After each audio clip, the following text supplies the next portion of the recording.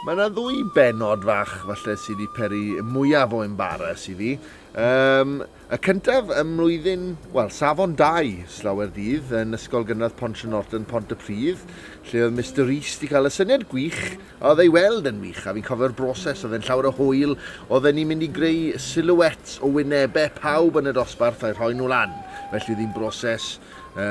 bwyllog, oedd Mr Rees I hunan wedi tywyllu'r stafell a dod I golau fel bod eich cysgod chi'n cael I daflunio nid lle ar y wal neu ar ryw bapur sy'n gofio'r union fanylion, ond mewn modd fel bod Mr Rees, yr athro'n gallu mynd a'i bensil ag dal yr amlinell o gwmpas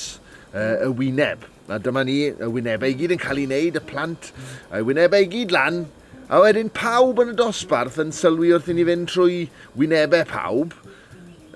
bod fi drwy'n mawr, megis pelican, fel Mr Burns yn Simpsons neu rhywbeth. Felly, sa'n gwybod be dylwn ni fod wedi gwneud, ond falle dylai'r athro ddim fod wedi tynnu sylw at fy nhrwy'n mawr, achos mae'n rhoi tipyn o gomplex I fi, mae'n rhaid bod nag yw, I ni'n hapus fel I ni.